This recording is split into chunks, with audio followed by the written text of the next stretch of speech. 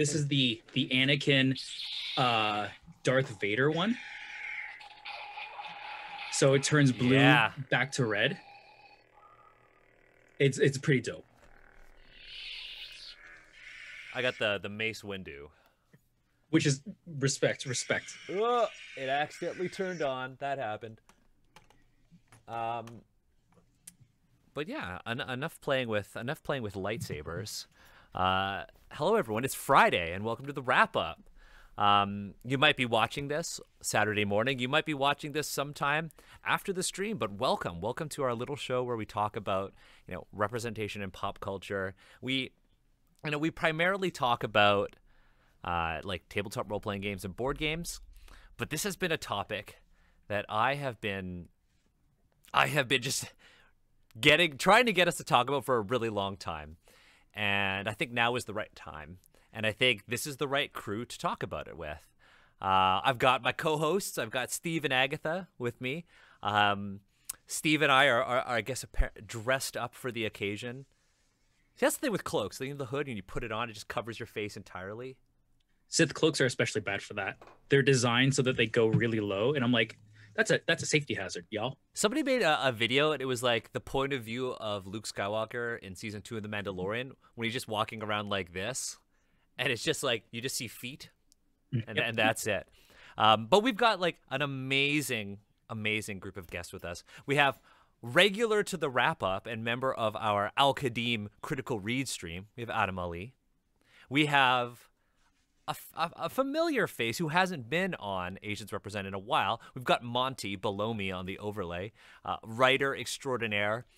Some might say the most thoughtful person to ever grace the screen on Asians Represent. I'll say that. I have so much respect for you, Monty. And a new person on Asians Represent, someone who I've wanted to have on Asians Represent for a very long time, a comic book legend, a legend in the Toronto creative scene, one of the first, actually, one of the first, apparently this is a show where I just heap praise on you. You know what I realized? I just realized this just now. You are also the first Asian creative I ever interviewed for a podcast as well. Jason Liu. What an honor.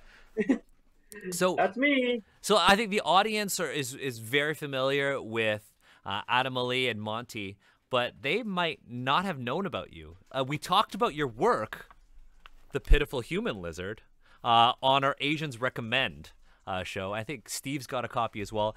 This was my choice because represent. Yeah, I got mine. Mine is signed as well. Gotta keep these. This was from the first time I ever met you. It was at Fan Expo. You signed this, and I remember turning it over and seeing the back cover, and seeing that back cover. And I remember telling you when we did that interview for my old podcast, Curiosity and Focus, that this view that you drew on the back cover was actually the view from my first apartment in Chinatown. It's the exact view. I actually lived across the street from Saigon Pharmacy on Spadina. Oh, nice. And it was, so like Pitiful Human Lizard is super special to me. But for the folks who have never seen you, who aren't in the Toronto comic book scene, who maybe aren't even into comics, like, who are you, Jason? Why don't you introduce yourself to everyone? Yeah. So I'm a Toronto-based cartoonist. The creator of Toronto's Own Superhero that I've been working on for 5 years, and now I'm also the co-creator and artist of the Eisner Award-winning digital comic series Afterlift. It also won a Joe Shuster Award, which the story follows a rideshare driver named Janice Chen, who picks up a mysterious passenger who takes her and her car hostage to use her service to transport souls to the afterlife, or actually to hell, really. And yeah, it's a wonderful story about just life and death and the choices we make, and like, are we good enough to go to heaven? Like yeah, all those life choices, while being chased by demonic bounty hunters. Pretty fun series. It's pretty It sweet. just got released on released through Dark Horse Comics. It just came out like 2 days ago at your bookstore near you. And support your local comic book store. It's a very Yes. important thing to do. Yeah, previously it was on Comixology, and now you can actually buy it, which is super Physical dope. copy. Yeah. Yes. God, that's so awesome. And of course, like, related to Star Wars, you are a giant Star Wars fan, and you were recently in you were on like BlogTO, which is like our Toronto website, about an action figure you made, like the most Canadian Star Wars action figure that could ever be made by Toronto comic book icon Jason Liu of Toronto icon. I'm just gonna say Carson Teva because that's his real name from now on. Yes. Like, so cool. Now, the reason why I wanted to assemble this panel was, Star Wars is at this really interesting place right now. With the release of, the High Republic and this new era of Star Wars, we're starting to see, more diverse faces in Star Wars. We're starting to see more diverse faces in Star Wars media, be it like, their shows, like the High Republic show with Christina Ariel, right? And we're starting to see more diverse faces in terms of the characters that they're actually, drawing and writing into the High Republic content. But this wasn't always the case with Star Wars. And Star Wars has for a long time been a vessel for stereotypes. There are lots of really great things about Star Wars, and I'm a lifelong fan of Star Wars. But there are always some things about Star Wars that, didn't strike a positive note with me. And I think for me, the first time was when, you watch episode 1 and you hear the Nemodians. Yeah.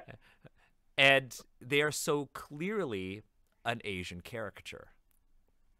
And I thought that, for this stream, we would talk about the things that were wrong with Star Wars. But I think a thing that we should be doing is talking about the things that are really great about Star Wars, right? That are really great about stories. Like, with your comics, one of the things that really struck me with, like, Human Lizard was not only was that, like, it's a character in Toronto, but it's also, like, it's an Asian story. And you insert your own experiences and the Asian American, that diasporic experience into your work.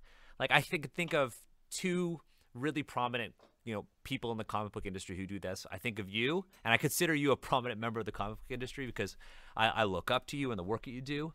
Aww. And Gene Yang. Yes. With like some amazing work, like like American Born Chinese, but also Such a lot of the book. such a good book. Love it so much. Agatha, you've seen something on the show. We'll talk about that Oh now. my gosh, I know this. But like those kinds of stories are really fantastic, and like New Agents of Atlas, like Marvel, like this is an Asian superhero team, and there's literally a scene where they're sitting down and eating spam in various forms.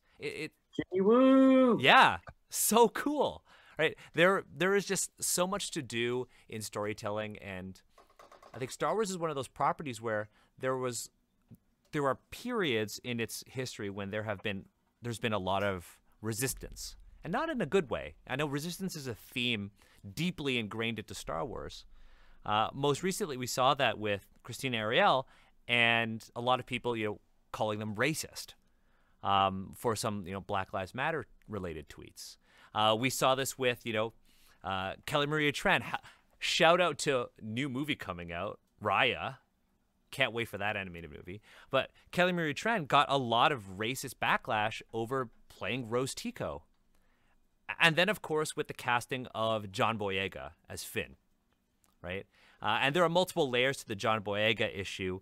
especially with China and how China actually diminished the role of Finn literally on the poster. They shrunk him down to make him a less prominent character. So Star Wars hasn't been this perfect thing. Disney and its subsidiaries are certainly trying. But one of the things I wanted to start off is just talk about why having these characters, having the Finns, the Roses, for me the Dr. Afras, are so important to Star Wars. I think I'll just start by saying, like, look, we're not drawn to or at least I'm not drawn to Star Wars because of the lightsabers. I'm not drawn to Star Wars because of the costumes. I am drawn to Star Wars because of the character stories. I'm drawn to Star Wars because, there are times when I can see myself in those characters. And for the most part, leading up until, I guess until very recently, I've only really seen my parts of me in little characters. I've seen parts of me in characters who, have been like the underdog. And I was like, yeah, you know what? Like, there have been times in my life when I wanted to, feel powerful, or times in my life when I wanted to, I felt powerless, and I've managed to push through. For me, like, a big one was Zane Carrick from the Old Republic comic. One of my favorite Star Wars characters. But I never saw myself in him like I saw myself literally in characters like Chirrut in Rogue One. I never saw an Asian character. And I think seeing characters like Chirrut and Baze in Rogue One was akin to seeing, like, Glenn on The Walking Dead in the comics and on the TV series. Yeah. But I kind of want to talk first by saying, like, what drew all of you to Star Wars? And, what are your favorite things about it? Especially when it comes to these, like representation. And when have you seen yourself in Star Wars? It's a very interesting question, because, like, the thing that drew me to Star Wars is that it's a fun kids thing. Like, it's space wizards for kids for me, and, like, I'm into that. Like, I really, really like that, and I think it's a really good, positive piece of media for most kids to engage with, and then later have conversations about. I think that's really, really cool. I get that a lot of adults get value out of it, but for me, it really does read as family entertainment. That said, as far as, like, seeing myself in Star Wars, I engage with Star Wars as an IP, kind of like I engage with other big IPs, in that I see myself, like, in blips. Like, I see things and I'm like, oh, I feel seen a little bit. And then, like, everything else happens. I'm like, okay, that's fine. It was like a one-time thing. And then later on, I see, like, a little blip here, and then I feel good again. And then it's like, it is what it is. And that, of course, comes from, like, a background of, being in a system where generally you don't see Asian representation. So as an example, as you go through, like, the new Star Wars movies, you saw those guys from the Raid who were in episode 7, right? They showed up. Do you know what they're called, though? What are they called? They're called the Kanji Club. Yeah. Of course. They have a pretty good backstory, because they were slaves to the Hutts, and then eventually, like, there was, like, a revolution where they actually, like, killed their Hutt master, and then they led their own gang of the Kanji Club, because they were all pit fighters for the Hutts, and they're like, well, I mean, let's just cause a rebellion and let's just kill our masters, and that's badass. And me being Indonesian, I'm like, I felt seen when I saw Force Awakens. Yeah. So, like, that's what I'm talking about. It's like you see them and you're like, oh my God, you're on screen in Star Wars. This is great. Then they die. And you're like, okay, well. Apparently they filmed, like, they had a much bigger role in that movie, and it was just kind of cut, right? Really? Okay. Yeah. I like to think not all of them died.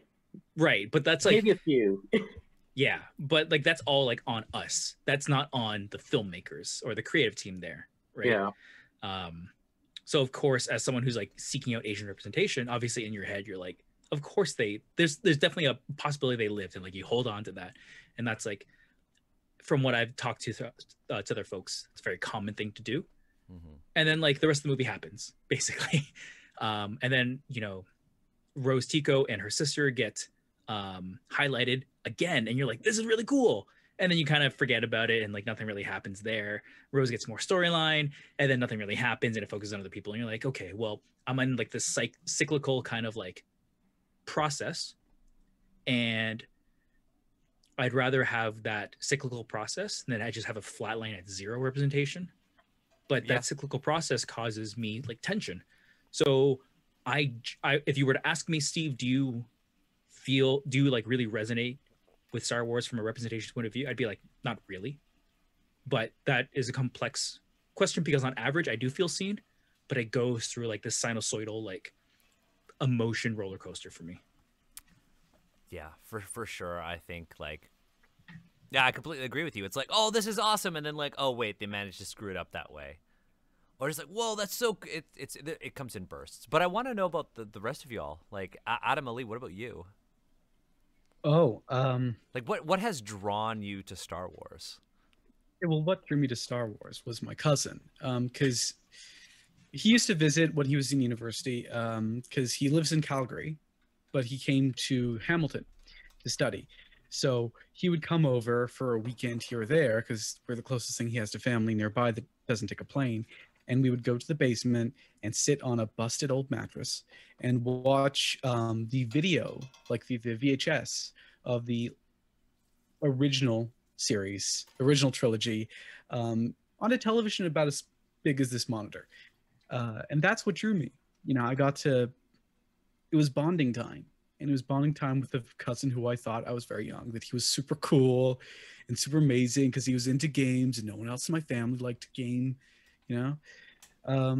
As I grew up, it changed to be, this conversation about what makes good people, which is a conversation I find really fascinating. And on top of that, there were fancy graphics and lightsabers. And it was a world I could immediately visualize in my head, even though no one in it looked like me except for one person in episode 2. And for those who don't know, that is Queen Jamila from Naboo. Yep. You heard. Yeah. I don't see myself in Star Wars very much. There's been a couple in terms of the main movies, the main 9. It is still Queen Jamila, just the one. But there have been other characters like Bodhi Rook. Yeah, I was about to say. Still, it's not. None of them have gotten enough screen time, enough main story time in like the live action stuff for me to say, hey, this is me. Once we get into things that are a bit, away from the initial films, like you go into the Rebel, like the show Rebels, where other brown people start showing up in frequency, and one of the like big past characters, the Master of Kanan happens to also be a brown woman, right? But because you don't see them in like the big nine films, I think it's easy for people who look like me to immediately say this isn't for me, right? And on top of the combination of the like couple of brief moments of representation, there's also the time where you use the stereotypes for alien cultures that appear quite frequently, or our accents are intensified to make that alien culture seem foreign. And I'm still struggling with those a little bit. Yeah, definitely. I think that Star Wars is I've always felt that Star Wars is at its strongest outside of the films. I've always felt that like the comics, the TV series are just so fantastic. And even the way they've like expanded the world, and like shout out to you, Monty, in like the RPG source books, I found like absolutely fantastic. Like I was playing there's this 5th edition D&D hack of Star Wars. It's just sw5e.com. All the stuff is there.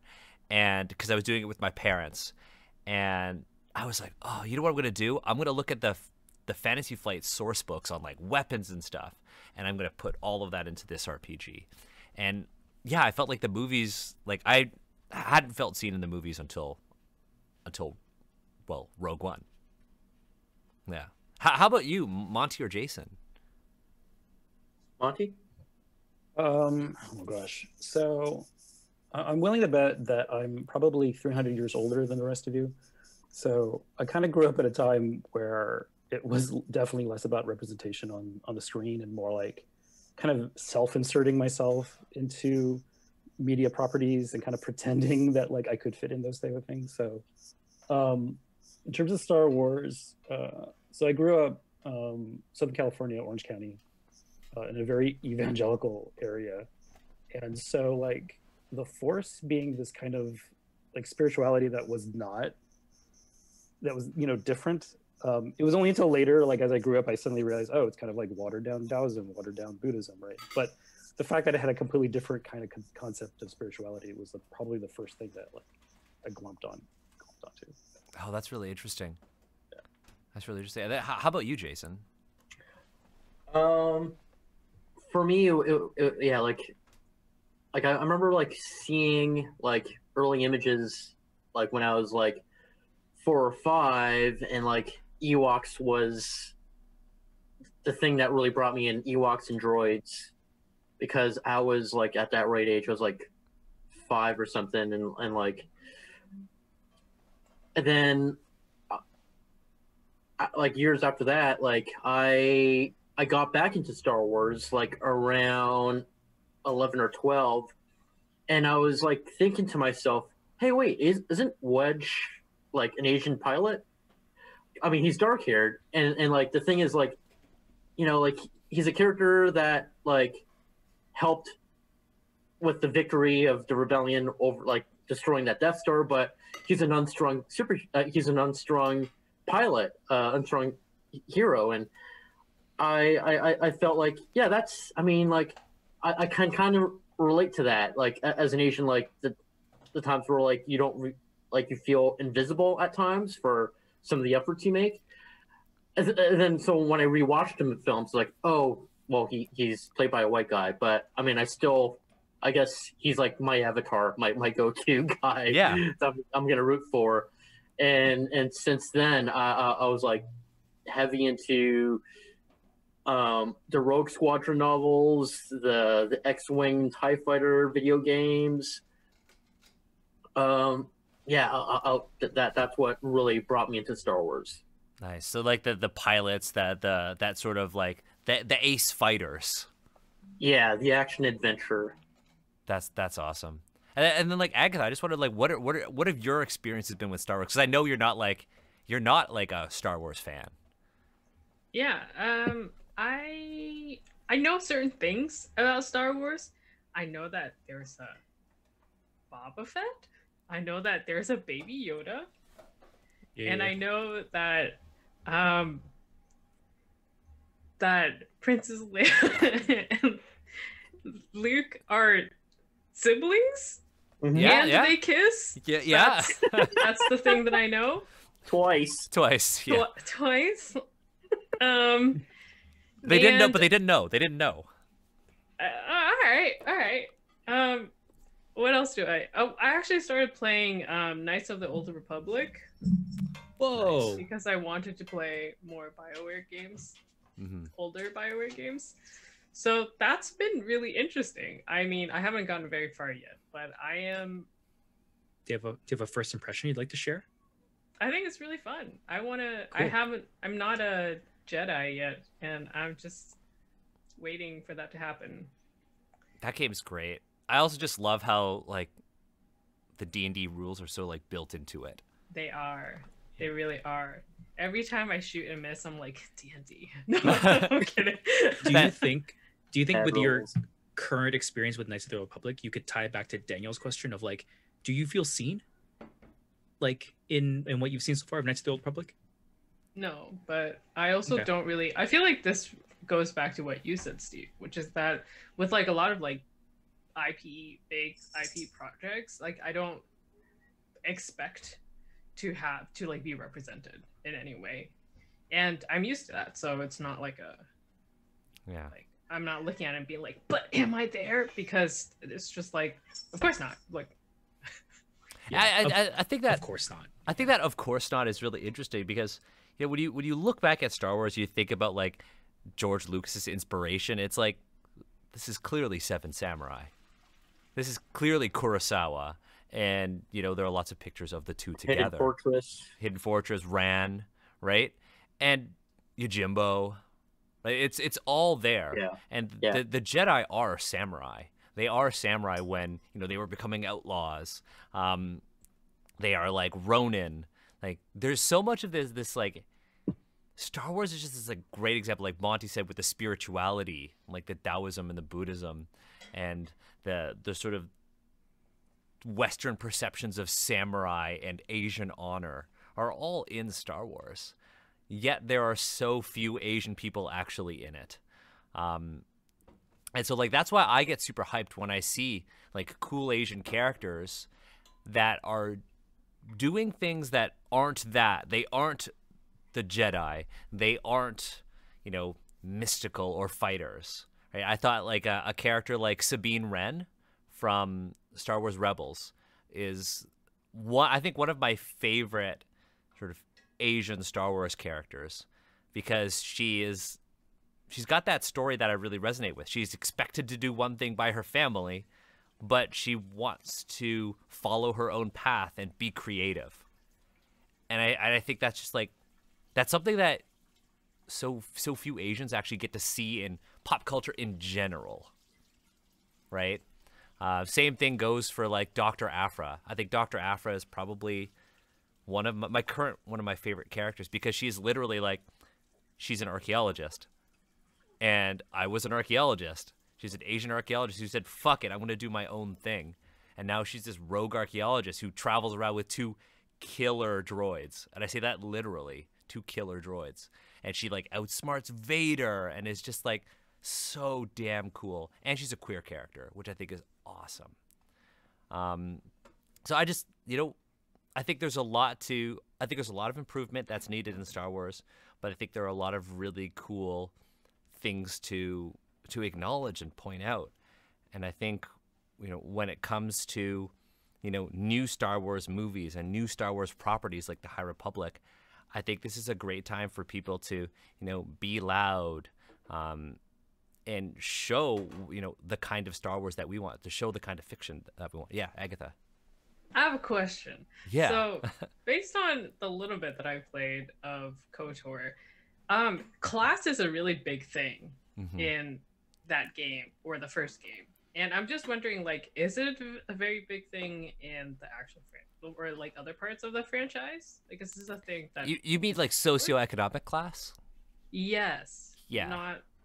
Yeah. Okay. Yeah. I mean, it's there, especially on like Coruscant. Coruscant. Oh yeah, like the people that live in like the sub-level ghettos of Coruscant, and then like, and the luxurious life like above like the high-rise buildings. I think same kind of goes with like Cloud City, where like you have like your working class that are like at the bottom of Cloud City, like who are like working with the steam and all the machinery, and then the people living a high life with casinos right on top of the right at the very top. I'm trying to point to your background. Right there. right there. Wait.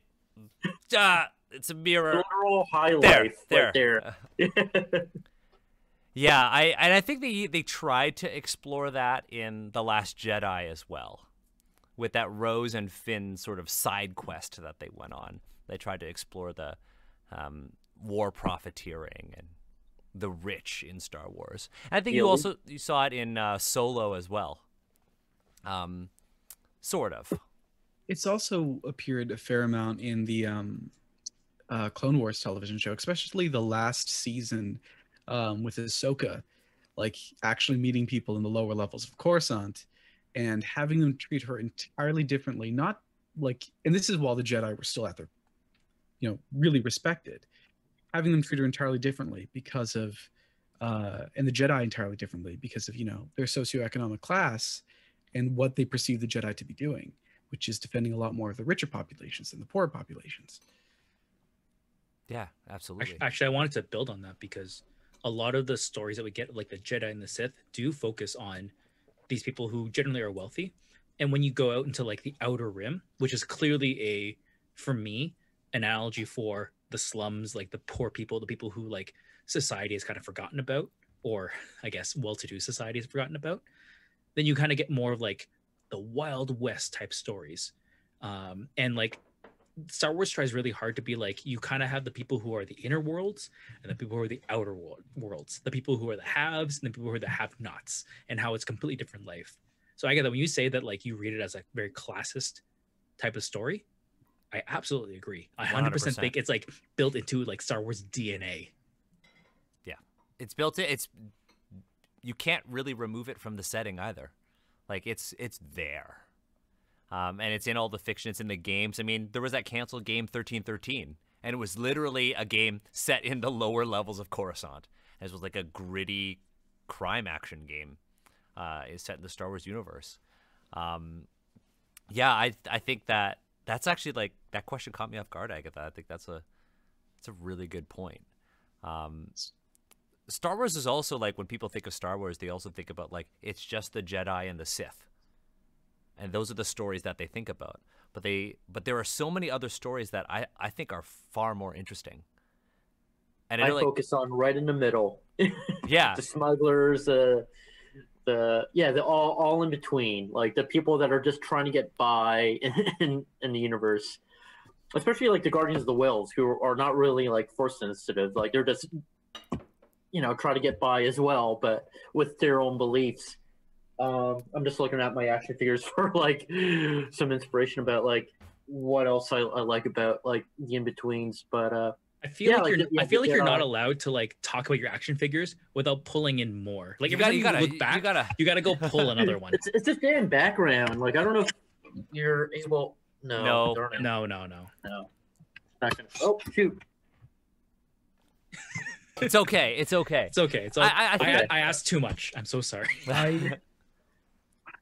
I get attached to the themes of rebellion and resistance. So when I grew up, and we watched the originals, the character I immediately jumped towards, the character I immediately saw, like, who became my self-insert, in a sense, was Princess Leia. Which, I'm a big brown man. Normally you wouldn't see yourself in such a character, but I wanted to be her because of her intense strength and her ability to like continue mocking Darth Vader even as she was watching her planet explode, because she realized I can't just actually reveal stuff because I've got things that are more important right now than everyone I love on that planet. It's just the themes of sacrifice, when they do it well, it really hits the heart, Yeah, absolutely. I think the one time the hardest Star Wars has ever hit me was actually in the Clone Wars TV series. I think it's like season 3, beginning of season 3 or season 2, with the story arc about 99. And he's like a clone who wasn't seen fit for battle, and so he was kept as a custodian on Kamino. Oh yeah. And I thought that was one of the best Star Wars stories of all time. So, like, Agatha, have you seen the prequel trilogy? Like, okay, so in the prequel trilogy, they introduced the Clone Wars, and it was this battle fought between an army of clones who were seen as good and an army of droids who were seen as bad, and it was pretty much black and white in the movies, but in the TV shows and the comics and the books, and they explored like the nuances of that conflict. And one of the things that I loved about the Clone Wars TV series is they explored the humanity of the clones themselves and how they struggle by how they're perceived as tools of war, and they try to express themselves and gain individuality. And there was a clone, and they're all obviously clones of Jango Fett, who is Boba Fett's father. And Boba Fett, like the character you said, Agatha, is a clone of Jango who wasn't basically designed to grow at an exponential rate. But there was a story arc about 99 and how 99 really wanted to be like his clone brothers, but he couldn't. But the thing I loved most about it was they treated 99, the other clones who were fit for battle, treated 99 just like another clone. They treated him with respect and dignity from, the my my girlfriend literally came up with a little piece of paper, and she wrote Bong Krell on it, from the Clone Wars. Oh, Bong Krell was a Jedi who kind of became corrupted during the Clone Wars and treated the clones like tools. But yeah, what I loved most about 99 was that there was this respect. And it really resonated with me because no matter what 99 did, no matter what 99 looked like, he was still one of their brothers and they treated him like that. And you don't see a lot of stories like that. I just love that so much. Clone Wars did something beautifully with the clones in that it treated them like the faceless masses, but like how they are in real life, where we call them faceless and we pretend like there's just a billion people out there fighting, but really it's individuals, right? They spotlighted so many different clones and they killed off quite a lot, and each one is still, it resonates in the most awful way, right? It feels hurtful to see some of these characters pass because we've grown attached to them, because we've realized these are not just faceless people or clones, or human beings. Clone Wars really took, like, decided to jump in that theme in a way very few media I have seen does it. Most media tends to go like the Rebels route, where there is this core cast of characters that you are always focusing on, and when they die, it's usually just the one, and it's once a season max, and it's a big deal. Whereas, the clones died a lot even after they had lines. Yeah, absolutely. I think that's where Star Wars is at its strongest. I think, Star Wars still does representation pretty poorly. It still does it pretty poorly. But I think it's got some really fantastic storytelling. I think Star Wars has some really fantastic characters. Bad Chili in the chat said, I'm still not okay with what happened to my boy Fives. Yeah, they did some cool stuff there.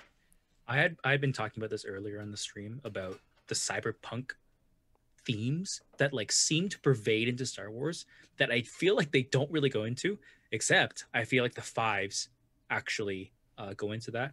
So the Fives are clones, and they struggle to find identity amongst peers who are clones. They are all genetically the same people, but they seek identity. And I'm like, yo, that's a deep story for a kid's show. And I'm into it because I feel like a lot of kids can feel lost about what identity means when you're part of a group who maybe on the surface look, sound, appear to be the same. It's very, very deep. It can be very, very deep, and I think it's so worth going into. It's interesting also when you talk about that whole the cyberpunk vibe, you really only see the cyberpunk stuff when it comes to, like Agatha was mentioning, those lower classes.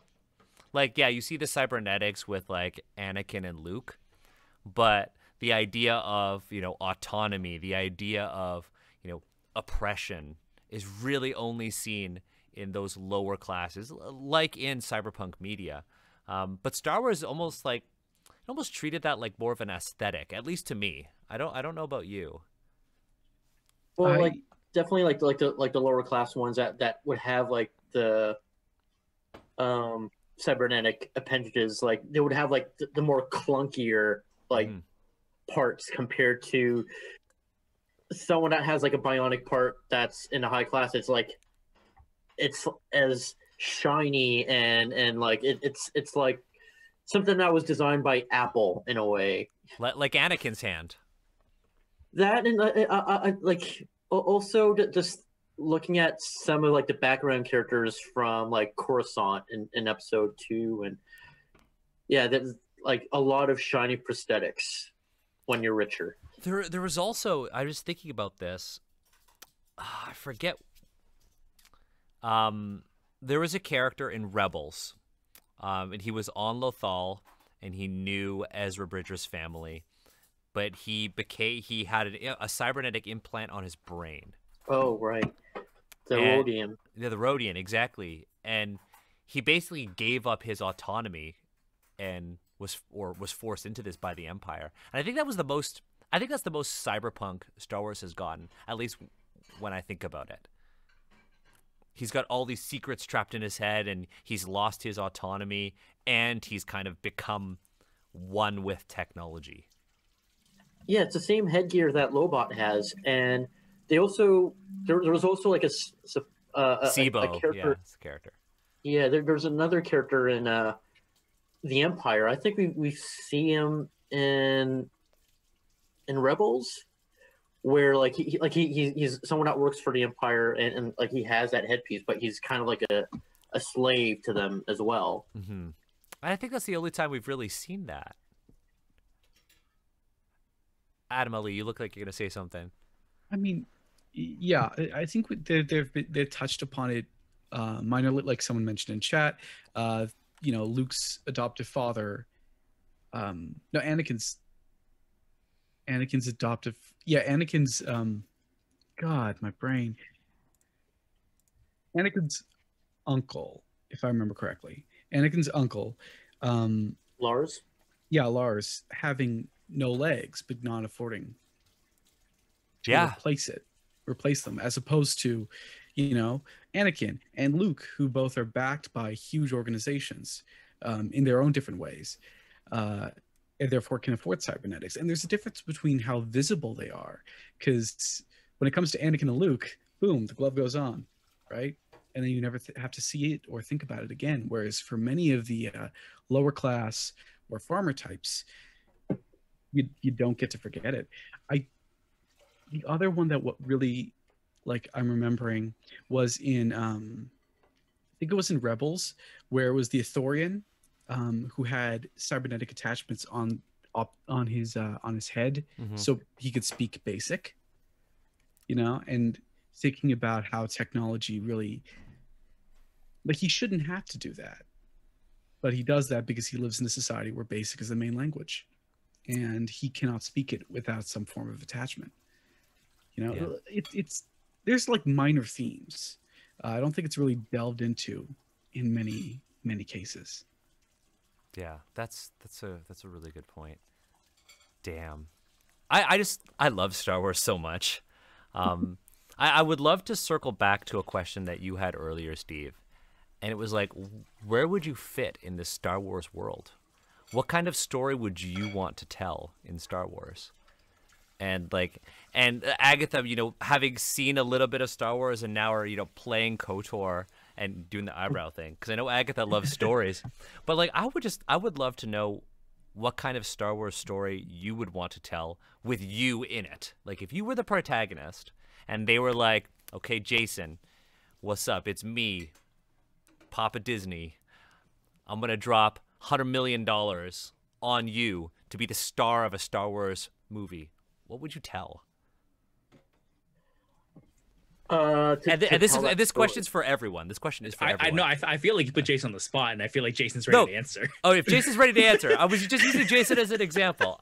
I didn't want to say like Agatha. But yeah, if there was a story you would tell with you in it, what would it be? We're all, like, I'm the main character. You're the main character. Well, I know, like, back in high school, I always wanted to be a rebel pilot. Yeah. But now I probably, for some reason, see myself, like, I made an action figure of myself in a diorama where I'm I'm like a scrap collector, just kind of like Ray in a way, but in a much richer planet. Well, better off than Jakku. Not as rich as Cloud City, but yeah, like a guy that goes around with his hovering scooter bike, with his trailer that collects junk and just tries to make a living, and he might just find himself into trouble with the wrong crowd, like some bounty hunters, whatever, and that's where the adventure begins. I'm just trying to collect my scrap, and then one day you collect the wrong piece of scrap. Drinking my bantha milk, you know, minding my own business. What about the rest of you? Like I'm so curious about like the remaining four of you, like, what kind of story would you tell in Star Wars with you at the center of it? Agatha, you're comfortable with that. I really want to know your take on this because you have you have so little exposure to the overall like torrent that is what Star Wars could be. Like it is an ocean of content, and you have a very like specific lens on it. I would love to know, based on just like this very high level idea of it, like what kind of story you think you would tell with Star Wars, if you're comfortable like going this time. Yeah, I mean, again, what I know is from the little bit of KOTOR that I've played, which is again very much like it's a metropolitan kind of vibe. So it's actually very similar to what Jason said. I promise I'm not copying you, but like I think I feel like the idea of Star Wars is like a really like it's like a hero's journey, and then it's always like I'm just a podunk boy, or like I'm just a I don't know anything else. So Just a water farmer. And so like you got to start from the bottom, and then now you're here, kind of thing. So Okay. I would also have like a start like someone who's living in the slums, somewhere, and like, and I think then accidentally getting embroiled in some big secret, and that's, or alternatively someone who is supposed to be a Jedi but then loses the Force. How does this work? I don't know. And then that story of like who am I without this, like what is my identity, that kind of like a very YA sort of story. Either one of these is what I would like to tell, not necessarily with me in it, but I just think that those would be interesting to see. I think you'd really like Star Wars Rebels. I think you'd really like Star Wars Rebels. So Star Wars Rebels is one of the main characters of Star Wars Rebels is Kanan Jarrus. And he was a young, basically a tween at the end of the Clone Wars when all of the clones lost their autonomy and turned on the Jedi. And his master, who is actually like an Asian character, sacrifices herself to save him. And he goes on the run. And he basically has to stop being a Jedi in order to survive and reinvent himself. But Rebels is about him having already done this, seeing a young, Force-sensitive kid who he could train. It's about him like reconciling with his past and what he was, while trying to teach somebody, even though he has incomplete knowledge.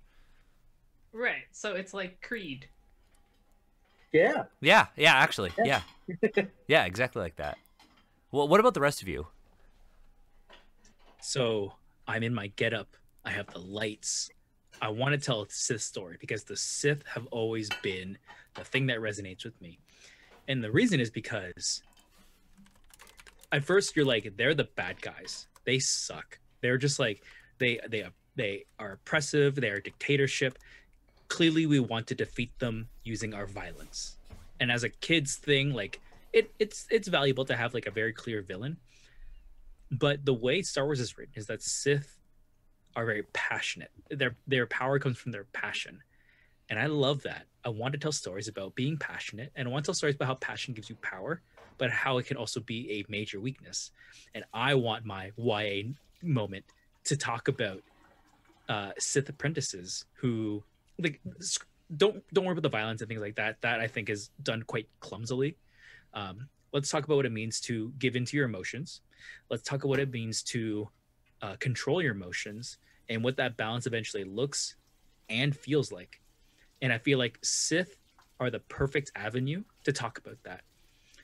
In addition, Monte, we had talked a little bit about how this pseudo Taoist, pseudo like Buddhist idea is. Star Wars seems like they really want to tell that story. Like it feels like they want to talk about what it means to have balance, right? What it means to like find the way and all that kind of stuff. And they never do. They never really go into it more than surface level. And to me, that is like a really big shame, because for a kids/youth fiction, you absolutely do have the audience to talk about morality, ethics, and how you should view yourself, the world, and your place in the world. I think Sith are a very great place to do it, especially today, because the Sith, depending on your timelines, if you are a Sith identified person, you identify with that culture, it comes with a lot of privilege. It comes with a ton of privilege. And that privilege is often weaponized against other people. And there's a lot to talk about, very nuanced things that are very relevant today. We're not there yet, but that's where I would want to go with that. That's really cool. I think maybe perhaps I should have just reframed the question as, if you were to write a YA Star Wars novel or comic series, what would it be? Because I think that's what the answers we've gotten so far. I'm curious about your idea, Steve. Do you think you would be like a Sith proper, or do you think you'd be somebody who's exploring that darker side of the Force? I think both are really valuable today. There is value in telling a story of someone who has decided to be very Sith-like in the way that it's prescribed, and then trying to find their own identity within that. And then also being the person who is new to Sith identity and like the problems that it has, and working against the pressures to both be accepted in that group, but also aligning with your own values and morals. Like, both are different stories, and both I think are very valuable for young adults and children. The Ventress novel, the Dark Disciple. Dark Disciple kind of touches upon that kind of thing. Like, so. That one was great. I always say, like, and then Steve, I guess in era-wise, would this be when the Sith were like Legion, or like when there were like lots and lots of Sith? Or do you think this would be like, you know, you're a young, because there's like that, they have that rule of 2, right? Yeah. It's difficult. I think if I wanted to be very relevant right now, I would use a time frame where the Sith, rightfully so, feel kind of ostracized. Mm-hmm. I feel like that is probably more prevalent right now.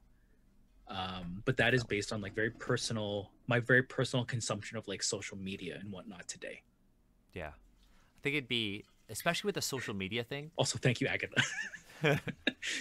Yeah, you see it. You know. On the nose. On the nose. On the nose.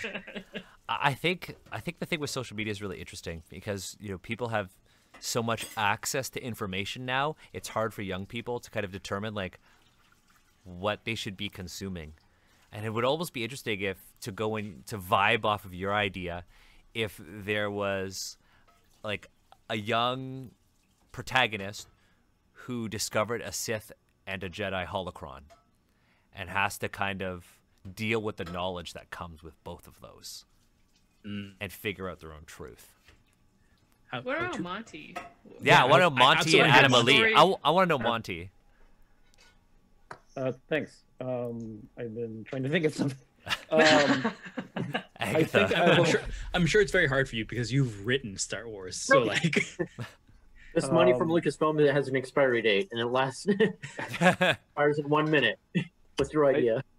Okay, my idea would be maybe an anthology series about like droids throughout history, because like the droids, I'm assuming, have almost like perfect memory because like they're machines, but they live a long time.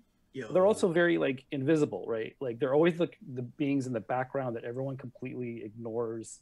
They kind of think of them as furniture, but like they've witnessed all sorts of stuff, right? And so like, yeah, that would be my pitch. That's awesome. Each episode or each book or each issue of the comic is a story about the droid in a different time period, almost. Yeah, I mean, and not even necessarily, you know, like the background droid of the main movies or anything. Just like, you know, pick an interesting moment and then see what it's like for a person. I mean, I consider droids people. Like observing what's going on and knowing that they don't get the chance to like participate because like society prevents them from participating in a way that's like meaningful. So I'm enjoying the from a certain point of view novels. Like they did one of A New Hope, and they recently published one for Empire Strikes Back, where they focus they do all these short stories in chronological order of the films, but they're focusing it on a certain point of view of a background character. So, actually, like in A New Hope, like you get to see the point of view of a mouse droid in the Death Star, and as it's just doing its duties, like delivering messages, and then also, and this is canon too, I think, because it's on the Wikipedia, and yeah, you get to see like the interrelationships between the officers and like the office water cooler talk, and really interesting. A lot of scandalous stuff a mouse droid has worked through. That's a cool idea. I love that there was that story arc with the inventory droid in Rebels, and it was just so fed up with all of the other people, the non-droids, and it's just like, I just want to do my work. And then it's floating out in space, and it's just like, this is perfect. This is what I want. There's nobody here. I love that character. And then it gets ruined. Adam Ali, what about you? You're making me follow that? Okay. Honestly, I want to tell a story of a Jedi. Oh, this is going to have a CW in it. Because I feel like a lot of the Jedi's treatment of children is borderline abusive. And I think, some examples have even taken it a step further. I kind of want to see a Jedi who, right before Order 66, or even like afterwards, begins to realize that he doesn't want the Jedi back. Right? To grow up in that, to be somewhat successful in that, but to realize that there are parts of you being fractured by being pushed into the system, and then realizing at the end, not only can I not do this anymore, but I cannot let this continue. I think it'd be a cool villain arc, or even a cool heroic arc, because we've seen some people after the end of the Jedi, no matter which time period, because there's been a couple time periods in which the Jedi have ended, talk about like reestablishing the old order or like establishing something, but it's always the people who come after. It's never the people of the time, right? It's never one of the people who's been through that saying, this is not ethical, this is not okay. And I think there's a great story in there somewhere. Yeah, that's a good one. That's definitely a good one. The shit that the younglings have to go through, it's just, that's rough. That's rough. Yeah. I think for me, like as a joke, I would love to see more of Matt, the radar technician, who's really Kylo Ren. I would just love to see more of that character because I thought that was really funny. For me, I would love a character who was like a space food truck owner. Hopping from system to system, learning different things, slowly becoming this information broker. And it's the story arc of somebody who just loves food and wants to meet new people and learn about their cultures and learn about their ingredients. And he's got this ship that just hops from planet to planet, serving new dishes. But as the story goes, the character realizes that the information that they have is valuable, and then they become a spy. And so it goes from like this culinary story to this story about how a lot of the deals you see take place in Star Wars happen over food or drink. And having a character who's central to that and facilitating that is I think, the story I would want. I wonder what Drex Jetster is doing right now. Oh, yeah. Operating a food truck. Well, because we know like he operates a diner. But, yeah. In a Clone Wars comic, like the ones that they did for the kids, there was a short where like he actually goes off to another planet to like just get some raw ingredients. Like so it seems like that's what he does on his own, to bring to the kitchen. So it's like, and it's written away where it's like it's just another day in his life. So it's like I wouldn't be surprised if that's what he does. He if he wants to find like the rarest ingredients, he has to do it himself and go on an adventure. And the fact that like he plays like a guy that is insightful. Of like he has so many networks to provide information to Obi-Wan Kenobi. Like I wouldn't be surprised. Like what else does he know? Yeah. Like even after the whole, like during the rebellion, like the Age of Rebellion, like maybe he's still around. Yeah. Damn. I guess my idea is not too original. Drat. I mean, no, like build from that. Yeah. No, for sequel. sure. It's almost like it's like you take an Animal Crossing style Star Wars existence and you turn it into GoldenEye over time. That's my pitch. I mean, I think it's fair to say that in the movies, food isn't as prominent as maybe a lot of people of color would expect it to be, because a lot of the stories are around building a found family, especially with the rebels. Like they are looking for like people who align with their ideals and looking for a way to bring justice and equity to the galaxy. You would expect them to be eating a lot more food together. They don't. They generally don't eat at all.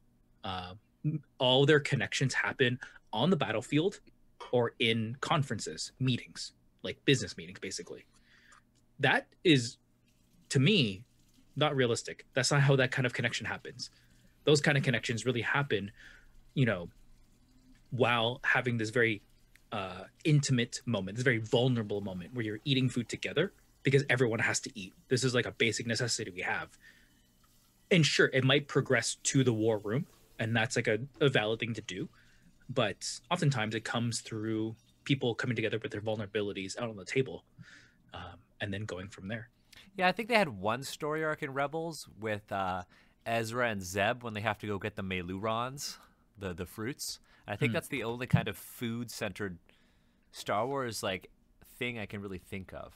I think like the Galaxy's Edge, because like the park in Disneyland and Disney World, they fully fleshed out that like the menus of what you would find in Star Wars. But most of it, like it's not surprising. Some of it's like borrowed from like Asian cultures, because like some of the dishes I actually had the pleasure of going there like fall of 2019, like way before the pandemic.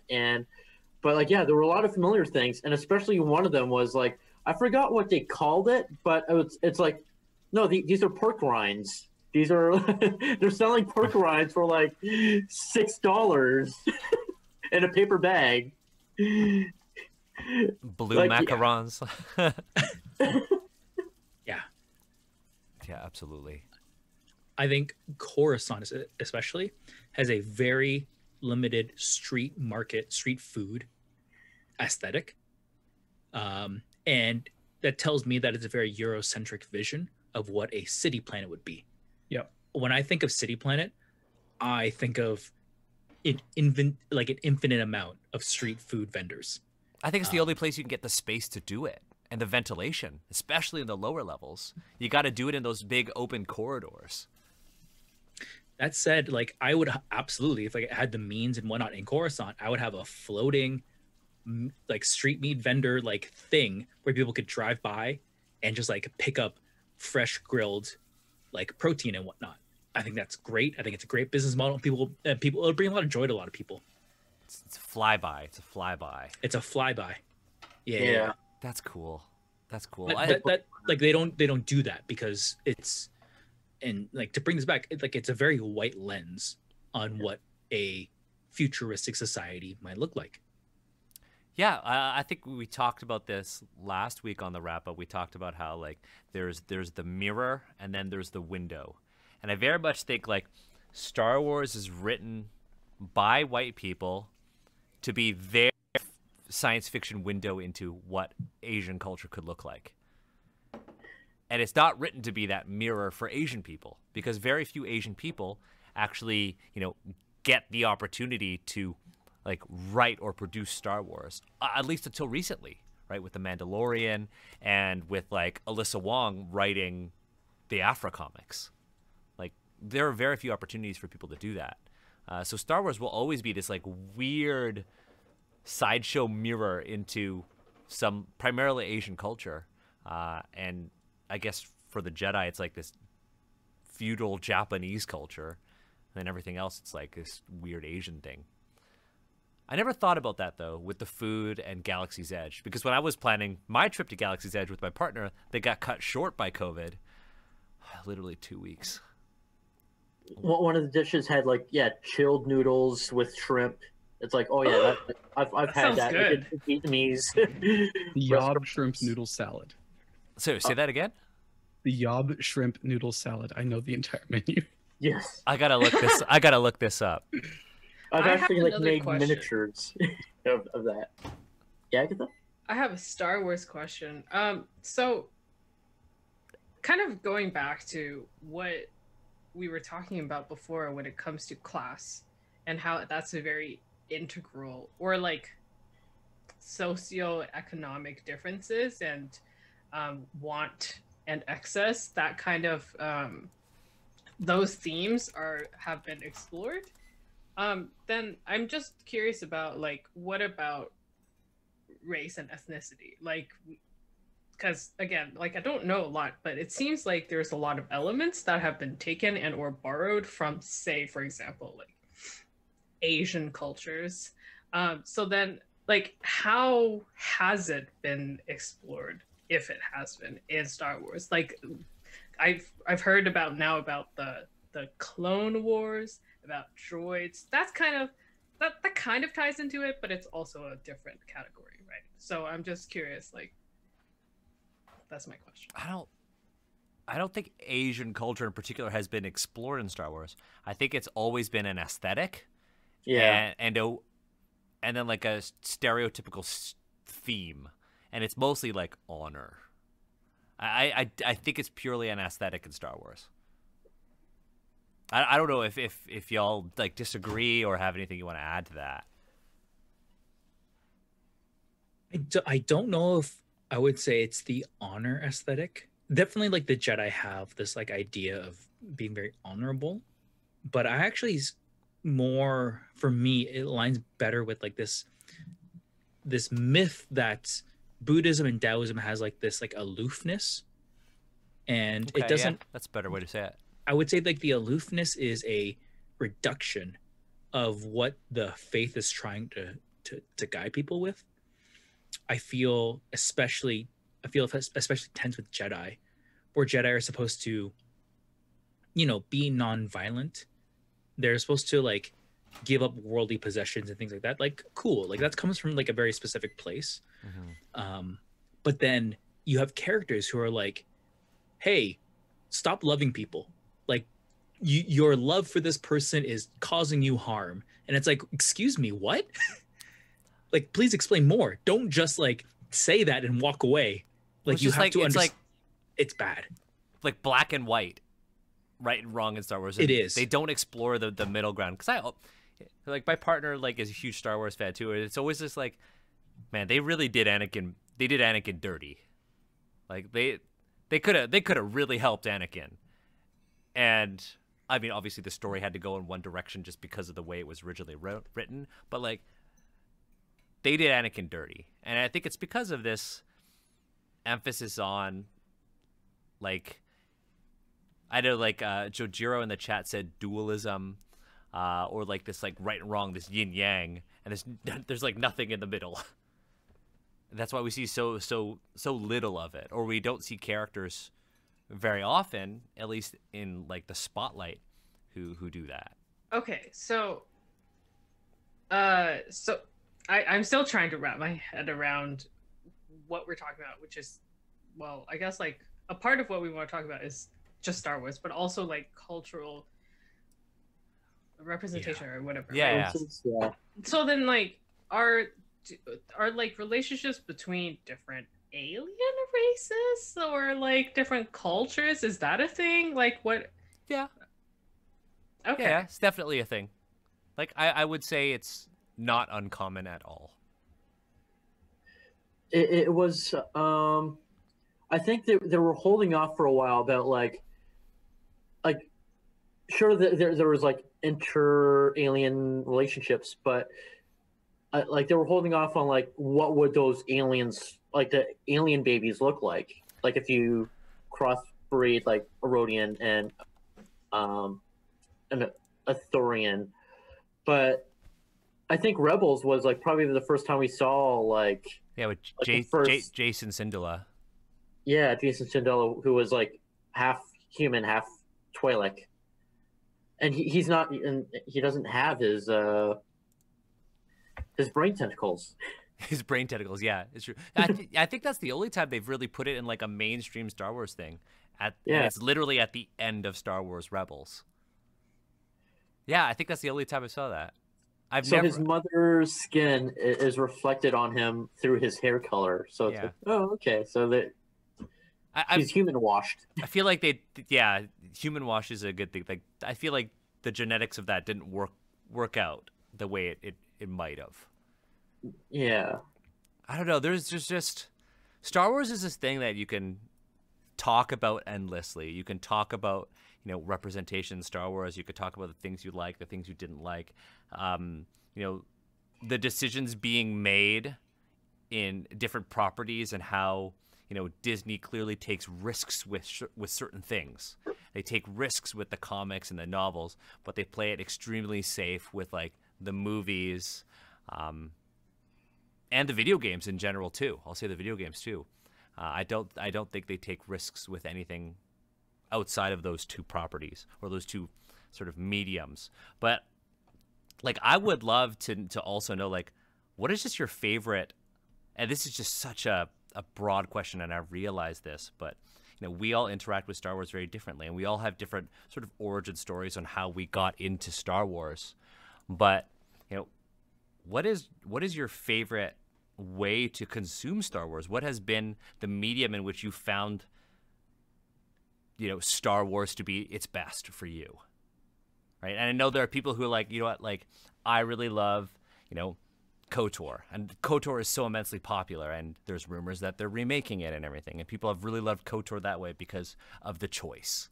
I know, like, my partner, she loves Wikipedia, and she reads Wikipedia all the time because it's dope, right? But like, I wonder, like, what is the way in which you really like to engage with Star Wars? For me, it's been the comics.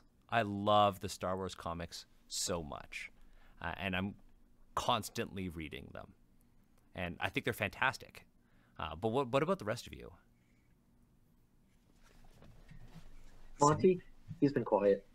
Monty's always quiet though. Monty's waiting for the moment, and whenever Monty's I'm pretty sure you don't have any NDAs that's like keeping you here. Like you just need to like fucking let it all out. I want to hear it. Let's get some raw Monty here. Talk as a fan, not as an employee. No, I have a really funny story, because the thing is that I technically kept myself.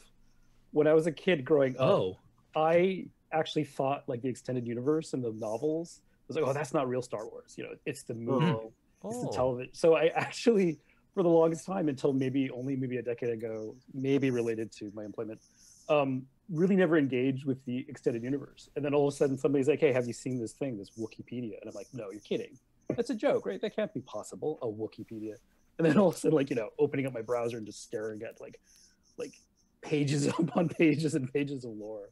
So that's my kind of funny story, that I thought a true fan did not read the comics and the books and all the extra media, and then to find out that technically that's the opposite. Like, a true fan absorbs everything. Well, is that, like, we could even segue there, is that a true fan? Because I know that this is something that we see online. A lot of people are like, you're not a real fan of Star Wars, you're a fake Star Wars fan. Like, we see that all the time in fandom. It's like, oh, you watch Critical Role, you're not a real D&D fan, or you only love the MCU, you don't read the comics, you're not a real insert Marvel character fan. Like, I personally, like, dislike that, because of this question. People interact with that property in many different ways. Some, like you, Monty, just the movies. I'm imagining young Monty being like, huh, Timothy Zahn, real fans only watch the movies, not the books. But I think that's just like such a silly thing that people do, where they kind of draw lines on fandom, which is kind of the inspiration for that question. It was like, where do you see yourself in that Star Wars fandom? How do you express yourself in that Star Wars fandom, and how do you consume Star Wars to feed your fandom? Steve? Yeah, I mean, like, from that question, like the fandom and stuff, I have zero interest in interacting with the fandom. I don't want to talk to them. And I've seen how they treat people of color. I see how they treat Asians. And I'm like, why would I ever give you my time and energy if this is your behavior? Mm-hmm. I will use platforms like Asian Represent to speak my mind and show you, if you're willing to listen, the problems I have with it. But I'm not going to show up to your Star Wars conference. Because I know that I'm either going to be ignored, fetishized, or they're going to ask for free labor from me. And I'm sure that's not the case 100% of the time. But if you weigh out like the cost to me versus the benefits I'm going to get, the calculus doesn't work out in my favor. So as much as I love Star Wars and as much as I love talking about it, like I basically just like made a fan pitch the idea for like a YA novel, right? Like clearly I love the IP. I'm not going to engage with the fandom. I'm going to engage with it in the circles that I trust. And until the community comes together and like begins fixing these problems, that will continue. So the question to me is like very odd, but also very personal. Yeah, totally. And I think like when I say how do you engage with the fandom, it's more like how do you engage with the different mediums in which Star Wars is expressed. And not like how do you talk to Star Wars fans, because I'm also in the same boat. Like it's the same thing with like D&D or really anything that, especially D&D, since we've been so critical of it on this platform. It's like I really only want to talk about D&D with people I trust and people I know. Same thing with how I interact with it on social media. But I love to consume D&D in different ways than other people. So that's the question about Star Wars. It's like, really, if you want to boil it down, do you like the movies? Do you like the comics? Do you like the TV shows? Do you like the text on the back of the action figures boxes? Because those are also great. Like that was more of the question. I love that, somebody actually wrote, Bad Chili wrote, only like collecting Star Wars lunchboxes? You're a fan. Watch every single movie and read every book? You're a fan. Like the idea of laser swords and have never seen anything from it? A fan. And I think perhaps I did it in a poor way in trying to draw out conversation about like, what do Star Wars fans look like and what do Star Wars fans like? Because every single fan is different. I mean, I have seen and met, so back when The Force Awakens came out, and this was while I was very optimistic about the future of the franchise, and I was like super excited. I went to the Star Wars marathon. I did the thing, and I met a lot of fantastic people from a lot of different perspectives, all of whom I have a relationship with for that one day and never again. And they were book readers, who were like, I wonder how much of the old EU is gonna find itself in here. And they were comic book readers, and they were cosplayers, and just a mountain of really wildly diverse people that I don't think people realize are all fans in the context of fandom. For me, it comes down to the films primarily. It comes down to the Clone Wars, which holds a special and dear place in my heart. It comes down to the expanded universe novels. I would go to Goodwill and pick up every single Star Wars expanded universe novel I could afford, because I couldn't afford much, and that's the reason why I don't read them now. And I have a whole like bookshelf just full of Star Wars books, and I have other books I found like in cheap bookstores that are the Imperial Handbook and the Bounty Hunter's Handbook that expand upon the beliefs of these systems more. It's my love of Star Wars is as diverse as it can be at any point of time, so I don't restrict myself. But there's a lot of people who do. For various reasons, whether it's financial, which I think is an important thing that we often forget, whether it's just out of lack of interest of a certain kind of media, or some neurodiversity impacting the ability to consume such media. There's one other thing. I really love the Star Wars RPG, the FFG Star Wars RPG. I think the people who worked on it have done a fantastic job. Yeah, I've always wanted to get to know one of them because they're just so fantastic. Monty. And for the past year, up until my game ended, that was the main way I interacted with Star Wars for a while. I was playing a long-term RPG with people where we'd constantly like look up random things at Wikipedia to add to our story, and it was beautiful. Yeah. Yeah, absolutely. I love how you brought up like the accessibility of certain things. For me, I can't consume the novels because it would take me forever because I'm dyslexic. The last Star Wars novel I read was the Ahsoka novel, which was great. It was fantastic. But yeah, what about you, Monty? Because I know you've written for the RPG. And that you were, for a while, a film purist by choice. Wow. Yeah, no, honestly, that is a difficult question because working on the property, there's a thing that kind of changes when you work on a property. Like, like how game designers talk about how the moment they started making games, they stopped playing games. So, like, I just finally got caught up on The Mandalorian, for example, just yesterday. So I'm always behind in any of the media. I tend to see Star Wars as a visual media myself. So I tend to be drawn toward like the television shows, some of the comics. For some reason, I'm not drawn to the novels. I'm not sure why. So I think it's just like as a little kid when I saw it in the movie theater, Star Wars was the thing to see as opposed to something to be read. And I think that's just the only reason. This is not to knock short stories and novelizations and stuff. So. Yeah, no, absolutely. And what about you, Agatha? Like, what have you enjoyed so far? What do you potentially look forward to exploring in Star Wars, if you are to do that? I'm gonna keep playing KOTOR. You got a lot of KOTOR to play. Yes. Yeah, I am one of the people who is like, oh, lightsaber is really cool. So yeah. I'm excited to become maybe a Jedi, maybe a Sith. I don't know. In KOTOR. In KOTOR, anything can happen. You can do the thing where you like grab someone by the throat, but with the Force, right? That's a thing, Force right? choke. Force choke, yeah. Yeah. Yeah, that's 100% a thing you can do. That's what I want to do. In fiction. In fiction. All I'm saying is that Sith are all about passion. That could be a Force hug, y'all. Force hug around the neck.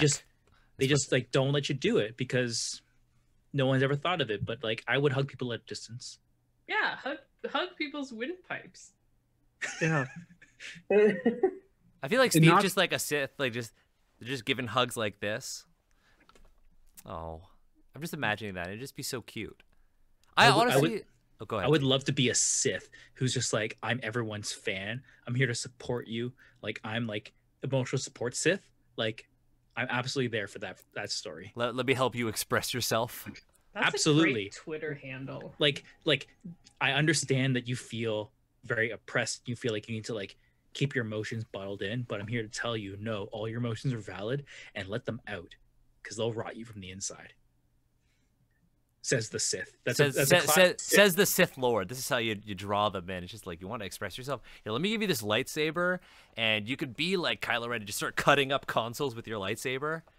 I think we all what those rage rooms where you can go in and just smash stuff. Yeah, I like that. Seems like a great anger management tool. That's a Sith training ground right there. Just go, let loose, start smashing things, and if you produce lightning, on the right track. I think you've graduated. That's the Sith trial. It's just they put you in a room and you just like go apeshit and destroy everything. Back to that Force hug, I wonder like if that was ever brought up in like the Kylo Ray fanfics on the internet in the deep dark webs. Where they're reaching for each other. Like just mind hugging each other from far away. He's just like, hey Ray, I could really use a hug. And then they just do it. You know what? I thought, oh, that's kind of cute. That's kind of cute. Now, Oh, sorry. One of the things I wanted to do was, I know that there might be people who don't, watch Star Wars. There might be people who would like to explore Star Wars and other media.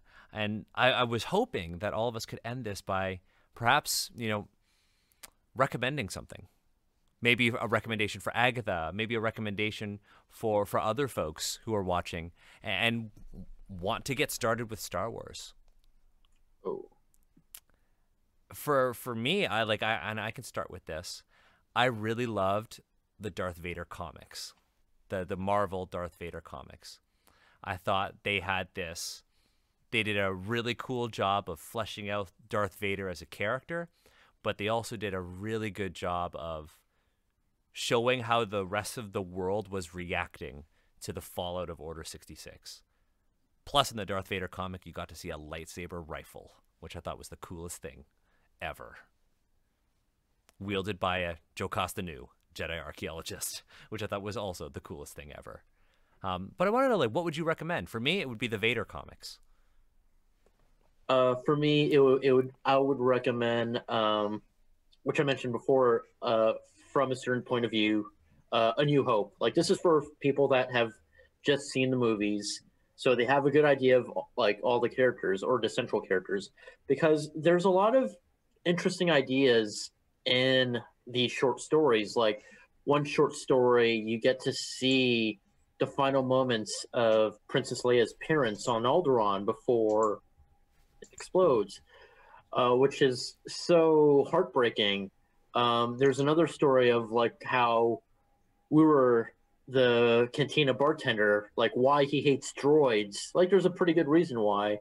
The mouse droid adventure that I mentioned before, we get to see the perspective of an average Jawa, and also one of a Tusken Raider. And I find that most of the people that they focus on in Tatooine, they're scheming to get out of that planet. That seems like the central theme. Mm-hmm. What about the people who are staying? How do they just live their lives? Well, most of those stories have the protagonists in each of those short stories located in Tatooine. It's I'm gonna get out of this situation for some reason. Yeah. That's so awesome. Yeah, the Tusken Raider, the Jawa who comes across some, I think, Jedi artifact. I think it's been a while since I read it, but that's awesome. Yeah, really good stuff.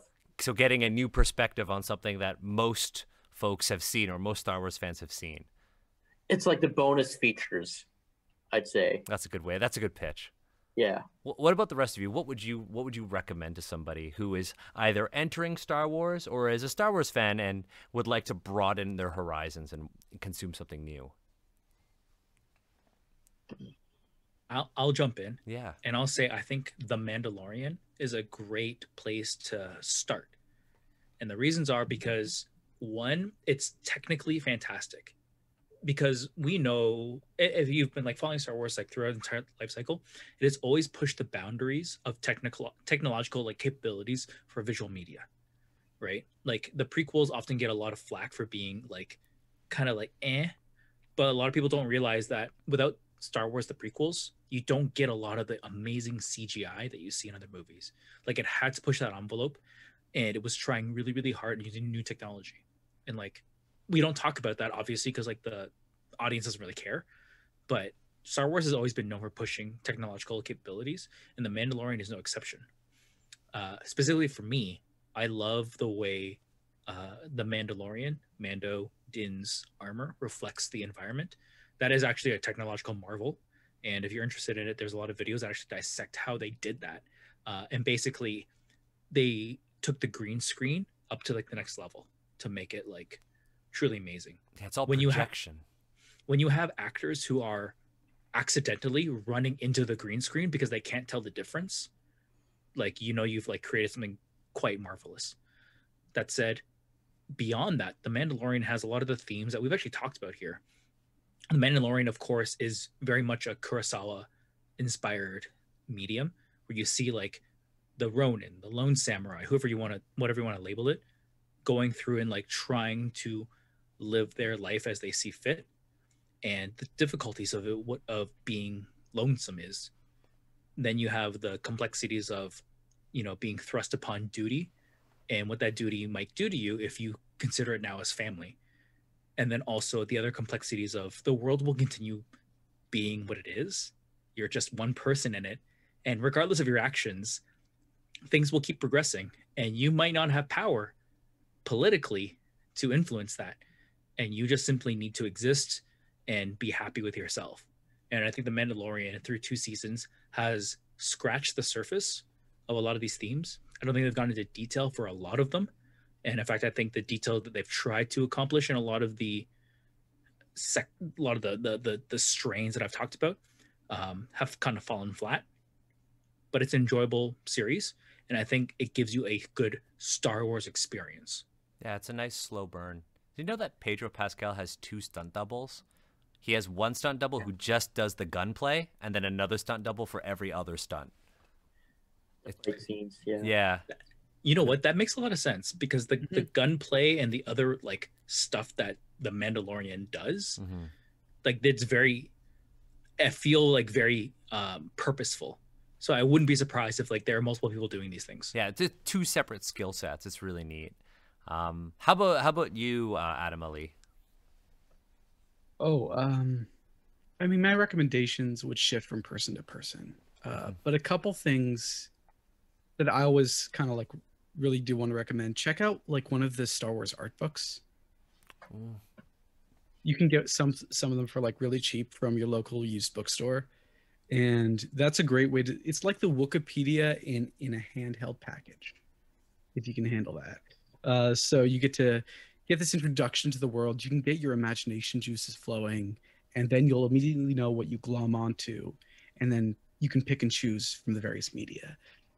And the other recommendation that I will always give until the day I die, because it holds a special place in my heart, the Lego Star Wars video games.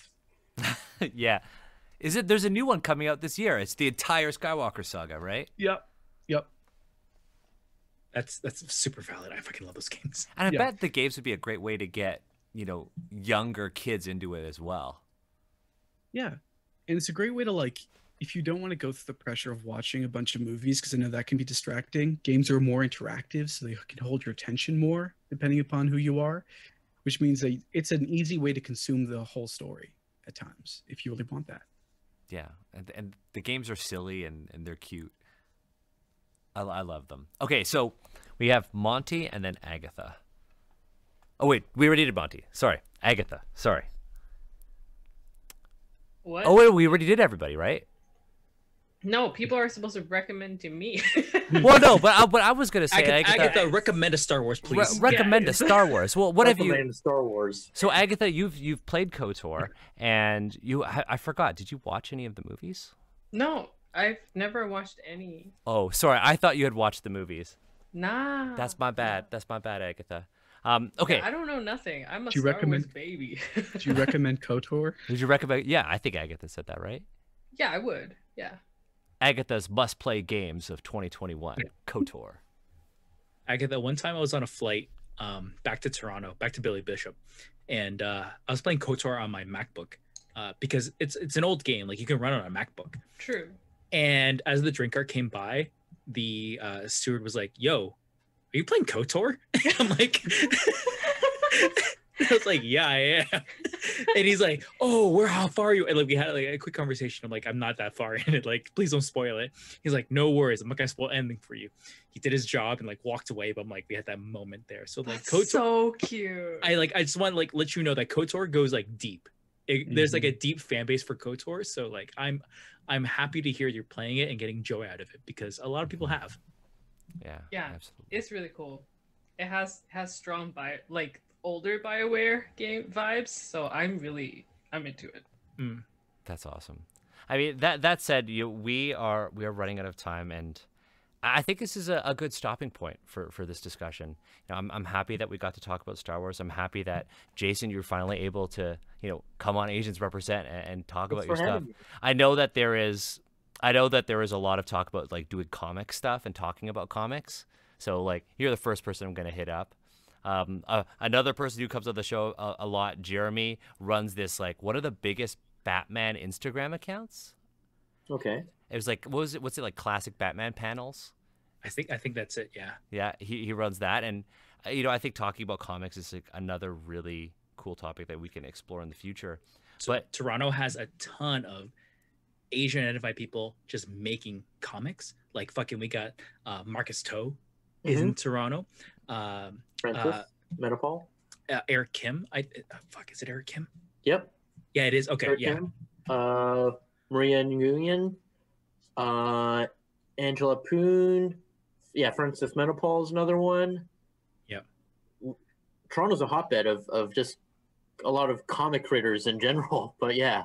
And I think that's amazing. And like there's a thing, like there's an energy about Toronto that I have to believe helps that happen, right? So I mean I'm always down to talk about that aspect of it. so I guess a future stream is going to have to be Toronto and its comic book scene. The most specific topic we could do, and I love The it. wrap up Toronto. Toronto. Well, I mean, actually, Toronto. Daniel, like you know, I talked about this. I think that's like a really good podcast episode. And like, if you would, I think it's totally valid to use a more casual idea of like comic books in Toronto if you want to go that route, on a wrap up to like help begin to format the ideas. Because even in our Discord server, we actually have this idea that sometimes you want to start with just like a vent. You just want to like put it out in the energy and like just like let it be raw and let it be real. And then from that you begin to like pare it down, you begin to like form it, you begin to like apply pressure until it becomes like an idea that you're willing to dissect and share in a more formal way. So I mean, if you want to go that route for this idea, Hey Steve. I think our like our structure is there. Hey Steve, why don't we go that route and figure out a way to do this? Oh, heard it here first. I heard it here first. No, let's figure something out. Let's go with your idea and make it a podcast episode and talk about Toronto's, you know, Asian comic book scene, which I think is a really cool thing. Like I miss going to like TCAF and seeing all the creators there and buying TCAF. so much stuff. Like I miss conventions. But yeah, let's try to do that. And Jason, we would love to have you on to talk about that stuff. Be happy to be back here again. Yeah. Yeah, let's do it. You heard it here. We're gonna do this. It'll either be on our podcast feed, which is on iTunes, Google Play, and Spotify. Not Google Play, Google Podcasts and Spotify. We are not an app yet. Or, you know, maybe we'll record an episode of the wrap up. You got to find out by, you know, subscribing to us on YouTube and, of course, following the podcast on your preferred podcast streaming application. That said, do y'all have anything that you want to plug before we sign off? Afterlift, pick it up at your bookstore, your local comic book shop. Yeah, it's an awesome read. Afterlife, go to your local comic, support your local comic book shop, buy comics, they're important. Monty, do you have something to plug? Yeah, finally, I have something to plug. I am writing a new series for Serial Box. It is a 9 episode podcast short story series called Echo Park 2060. You can see a link. I have it in my Twitter account at Monty_Lin. It's interesting because the writing team is almost 100% Asian American. Sorry, so one of them's Canadian. Sorry, but Asian writers. So that's been an interesting experience for me. So. Echo Park 2060, a sci-fi noir in a future Los Angeles, has clones, murders, cults, and more murder. That's awesome. Adam Ali. I have something to plug too. So this morning was the release of the very first episode of a podcast that I'm in, the very first podcast that I'm in. I'm super proud of it. It's called Missing Annie Lee by Off the Table and Salty Sweet Games. So a friend of the channel and constant wrap-up guest Kiana is also in it, along with some other great folks. And you can find out that wherever good podcasts are sold. And there's 20 episodes in the pipeline. One is like 10 years before and one is 10 years after the disappearance of a missing girl. It's like really exciting. We do some timey-wimey shenanigans, so there's going to be some references that you won't get until you watch the next episode. It's a lot of fun, but the first episode's already really good, so go check that out. That's super cool. I also have something to share. Wow. I am on the design team for the official Avatar: The Last Airbender RPG. Whoa! Finally, finally. I forgot to say it at the beginning, but yeah, I'm on that design team, and it's an Asian design team, and Awesome. it's super cool.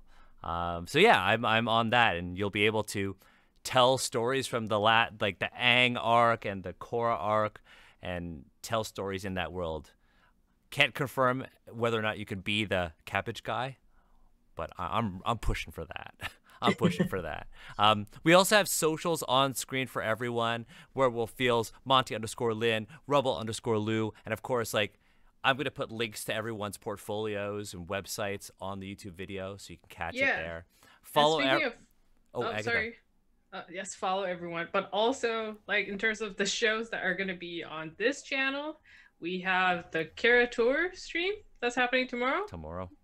Yes. And also right now we have a short 5-episode mini campaign of Balkayan.